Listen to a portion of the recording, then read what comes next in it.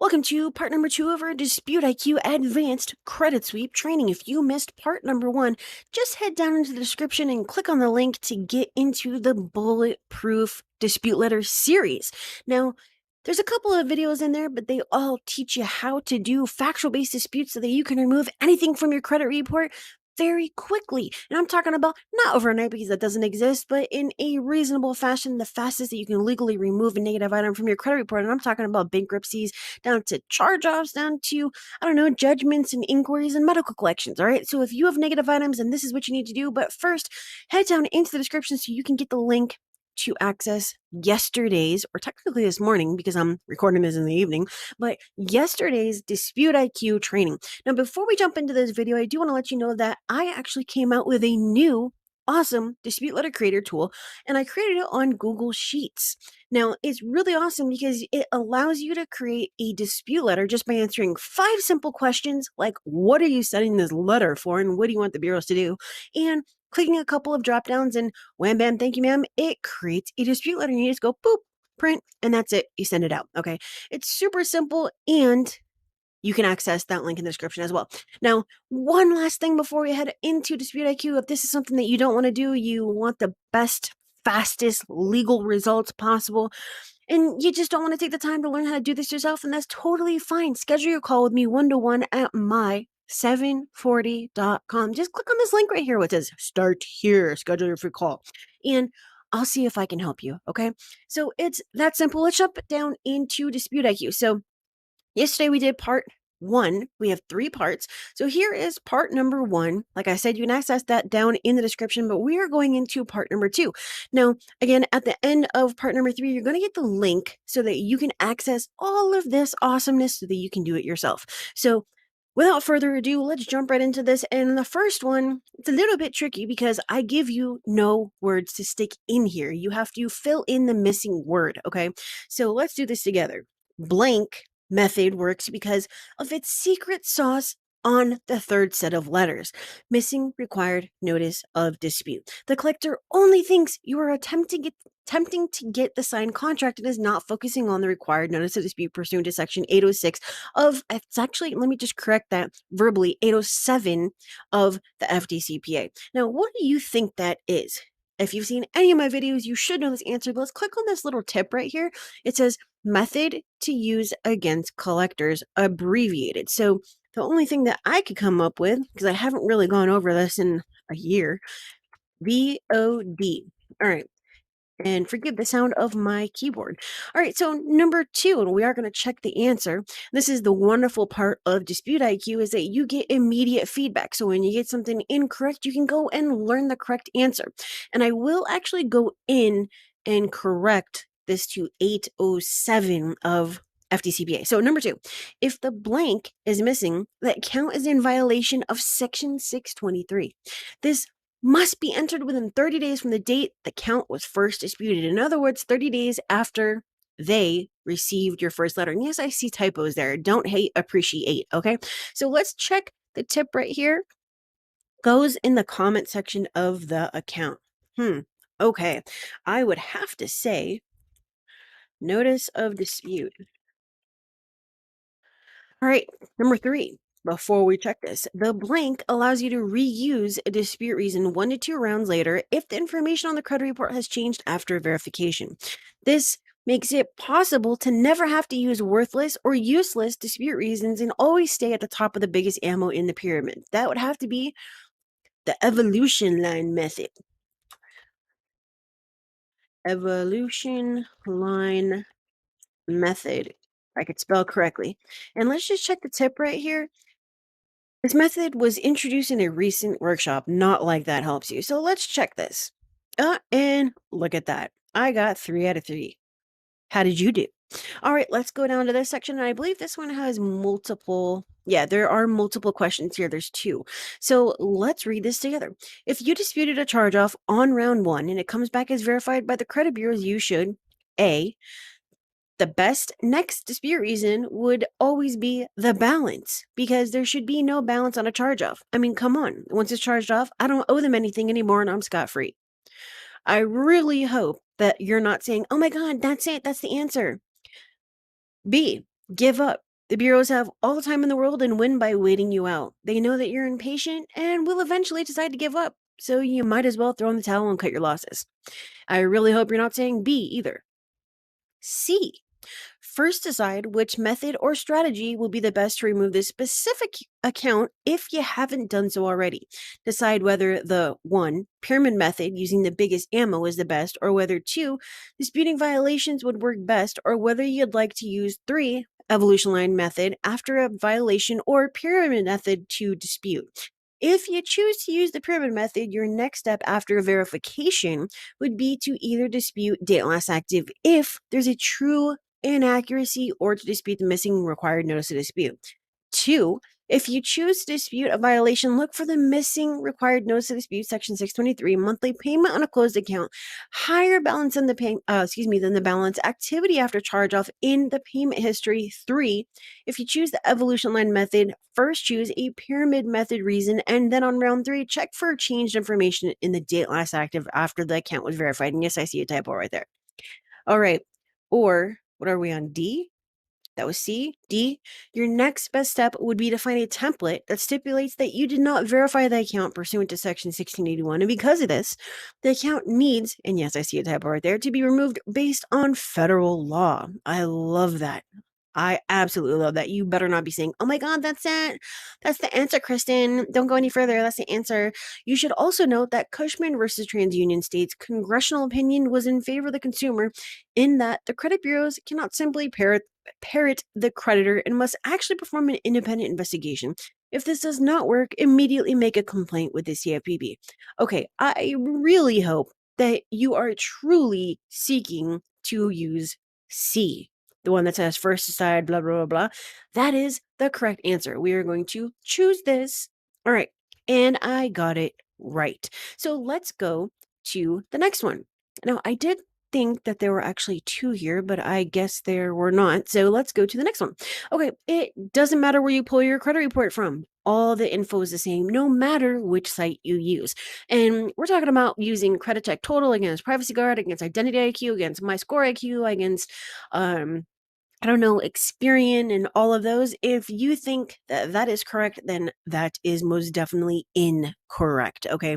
It absolutely 100% makes a difference which site you're using. I specifically use IdentityIQ and my ScoreIQ and Smart Credit because of the information that it actually shows, because I'm looking for specific things that fit the pyramid method, the evolution line method, and in other words, the factual inaccuracies and or violations that I can use taken directly from the credit report. So correct, false. Using the factual-based dispute method, the most important part of the process is where you get your credit report from. This is why I have my clients use IdentityIQ. Hey, didn't I just tell you that? It proves the DOLA, the DLP, notice of dispute, first date of delinquency, etc. You can't find all of that on other sites. Majority, right? So, and I was just thinking as I am recording this for you that before we get to the end of the third one, I will go back and I will fix these typos. So my apologies.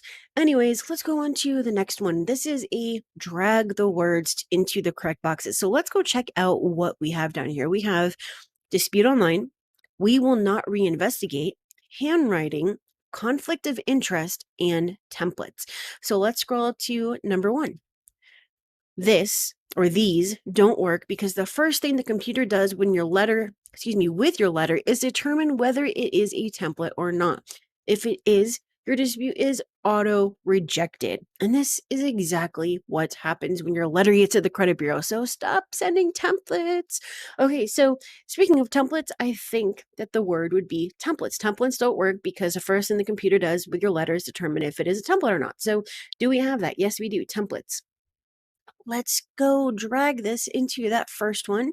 Okay, second one. This is just a stall tactic utilized by Experian to get you to stop disputing. Oh, I know what this one is.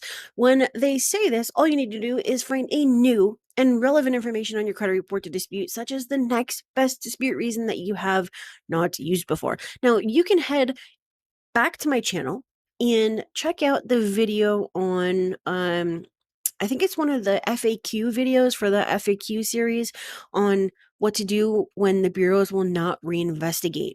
Now, that video is going to go into detail explaining what this means. So this is where Experian sends you a letter that says, we will no longer investigate, or we will not reinvestigate because, or the same dispute, right? So they're using literally the word same dispute. Okay. So what that means is that if you said unknown, you can't say unknown again. If you said this, you can't say that again. You get what I'm saying? So the way that you get around this without having to send something from the court or from the creditor or for the collector or for whatever, is to use the new and relevant information. Now, what is new and relevant information? What that means is that you're going to use the next best dispute reason. So you go from date last active to date last paid to notice of dispute or missing notice dispute, dispute to date list reported, so on and so forth. Okay.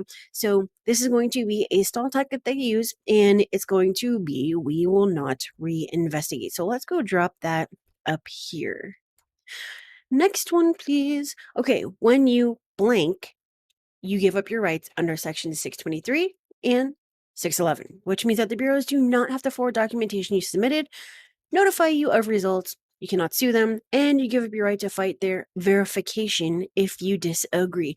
And you better know this answer because you've heard me say, do not dispute online. So let's go and drop that right here. Next one, the method of blank disputes is nothing other than a gimmick that some companies use to sell you on their custom services. A professional company that actually knows what they're doing does not need to use this method because it's nothing other than an attempt to fool the Oscar system. And remember, we are not trying to fool a system, we are trying to beat their system, okay? All disputes end up in this system regardless of whether they go through the computer or to a live person. So that is going to be handwriting. The method of handwriting disputes. Okay, and I know that you may have seen companies advertising this, you may have hired a company advertising this, you may have tried to do this yourself. It is a total waste of time. Last one. It is a blank for the credit bureau to obtain, maintain, and sell your information, in addition to being the party that investigates your disputes because they have a financial interest in gain or lose money based on the addition or deletion of your data from the databases. Now, if you go back to, I believe it was 2018, I did a whole series on dispute tactics. And one of those was specifically about indirect dispute techniques and so anyways, I actually have two videos that really go into detail about this, where there's a huge conflict of interest. And I think you can even use that keyword when you're searching on my channel. But anyways, huge conflict of interest with the bureaus because exactly as this stipulates, they maintain or obtain, maintain, and sell your information, but they're the same people who profit off of your information being inaccurate because when they're selling it, someone who has a lower credit score is going to have more expensive information because that means that the creditor can actually charge you a higher interest rate. So it's more money for the creditor, and the creditor is actually the bureau's number one customer. Okay, not you, them. So it's always going to be in their best interest to do what's in the best interest of their customer, the creditor, not the consumer. Keep that in mind. So obviously this is going to be a conflict of interest. So let's drop this right here and we're going to just click on check. So yes, yes, yes, yes, yes. 5 out of 5. Yay. Next one. If you don't send letters certified or with tracking, the bureaus will more than likely tell you they did not receive them. You should always send with some sort of tracking. Now, I don't know if I made this a trick question. Did I make this a trick question? I don't know. If you don't send letters certified with tracking, the bureaus will more than likely tell you that they did not receive them. Now, they're going to tell you that regardless, so I don't know. Let's just choose true and find out. All right. Okay, well, I got one of my own ones incorrect. Like I said, kind of tricky on there. I don't know what I was trying to do with this one, but incorrect. I never send letters certified. All that means is that they picked up the mail from the facility. Ah, I get what I was doing here.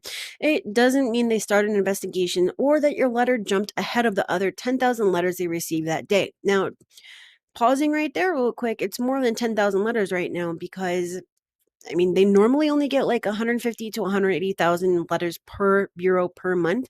Right now, they're getting like 1.5 million per bureau per month. Okay, so that's significantly higher than 10,000 letters. All right, so it's very rare that the letters don't reach their destination. And if you're running a business, this means tons and tons of postage on top of additional steps that you need to take just to send a letter. So if you're doing this personally, it's like 15, I'd have to say 15 to $21 per month that could otherwise be sent on things that you actually need, like diapers, milk, bread, whatever. All right. So we're just going to retry this one or click on there we go, false. Yay, okay. So next one, please. This is a maximum number of accounts that should be sent per one letter unless you are disputing medical accounts, and medical is unlimited. So if you've seen any of my videos, you're going to know that there should only be 10 accounts per letter, and there should be one dispute reason per account and one envelope one letter per envelope, excuse me. Okay, so this is the maximum number of dispute reasons that should be per one account. In other words, for each account you're disputing, how many dispute reasons should be listed? And I just told you that the answer is 1. So 10 accounts per letter, 1 dispute reason per account. Okay. So choose the correct statement. I'd like for you to investigate the following accounts and let me know why they're reporting like this. Please fix them and send me a new report that reflects the changes I've requested so that I can get this position I've applied for. Second option, Section 1681 states that you're required to investigate the disputed accounts, and if you cannot legally verify, they must be removed. In Cushman versus TransUnion, congressional opinion was that you cannot simply parrot the information provider and must actually do an independent investigation. Failure to do so is a violation of my rights. Which one do you think? The one that's just like, hey, bro, can you like investigate this? Or do you think it's like, pursuant to this and, Cushman versus TransUnion, blah, blah, blah. I'm going to have to say the regular Jane and Joe, bro, like just investigate. All right. Okay. That is the end of section 2. So on the third section, we actually have, we have quite a bit of these. We have 1, 2, 3, 4, 5, 6, 7, 8, 9, 10, 11, 12, 13, 14. We have 14 of those to go over. We have all of these. And I'm actually creating a couple other ones for you. And there's like a video that goes with at the bottom. But anywho, it's already been 17 minutes and 21 seconds. But like I said, if you missed part 1, I'm going to put it down in the description as well as the link to the Bulletproof Dispute Letter series. All right. So this is really, really, really important for you to understand how to learn factual disputes using a quiz style, because again, it gives you immediate feedback. And for some reason, I've gotten such great feedback on this, a different type of feedback, obviously, but different feedback on this, and it's been really, really great. And so that's why I wanted to do this with you.